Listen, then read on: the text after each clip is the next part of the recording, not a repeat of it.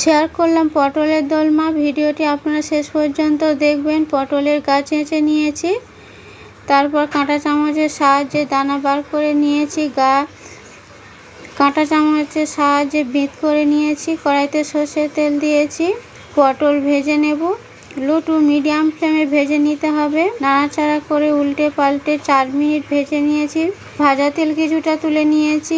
Half চা চামচ গোটা জিরা, 1 ইঞ্চি আদা কুচি, 3টি কাঁচা লঙ্কা, হাফ ক্যাপসিকাম কুচি করে নিয়েছি, দিয়ে দিলাম। 1 মিনিট নাড়াচাড়া করে নিয়েছি। 2 রকম কিশমিশ দিয়ে দিলাম। পটলের দানা দিয়ে দিলাম।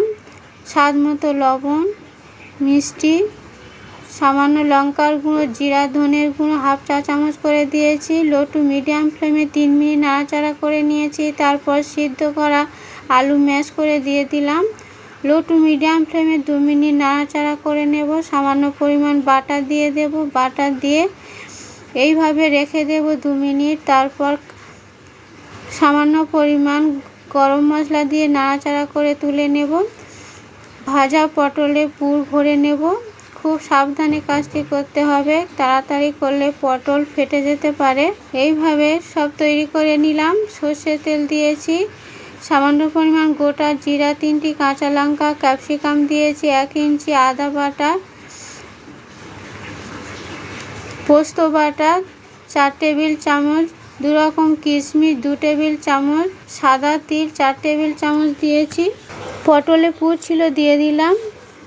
3 মিনিট নাড়াচাড়া করে নিয়েছি। স্বাদ মতো লবণ, লঙ্কার গুঁড়ো হাফ চা চামচ, হলুদ গুঁড়ো হাফ চা চামচ, কাশ্মীরি লঙ্কার গুঁড়ো 1 চা চামচ, জিরার গুঁড়ো 1 চা চামচ, ধনের গুঁড়ো 1 চা চামচ, বিরিয়ানির মশলা হাফ চা চামচ দিয়েছি। মশলার বাটি ধোয়া জল দিয়ে লো টু মিডিয়াম ফ্লেমে 1 মিনিট কষিয়ে নিয়েছি। তারপর 2 কাপ জল দিয়েছি। ভালো করে নাড়াচাড়া করে নিলাম। 2 মিনিট ফুটিয়ে নিয়েছি। তারপর ভেজে রাখা পুর ভরা পটল দিয়ে দিলাম। লো টু মিডিয়াম ফ্লেমে রান্না করতে হবে। 1 টেবিল চামচ বাটার দিয়ে দিলাম। কসুরি মেথি 1 চা চামচ, নাড়াচাড়া করে নিলাম। লো টু মিডিয়াম ফ্লেমে 10 মিনিট ফুটিয়ে নিয়েছি। নাড়াচাড়া করে নামিয়ে নেব। তৈরি হয়ে গেছে নিরামিষ পটলের দোলমা। গরম ভাতের সাথে পরিবেশন করতে হবে। ভালো লাগলে লাইক শেয়ার করবেন। সুস্থ থাকবেন। নমস্কার।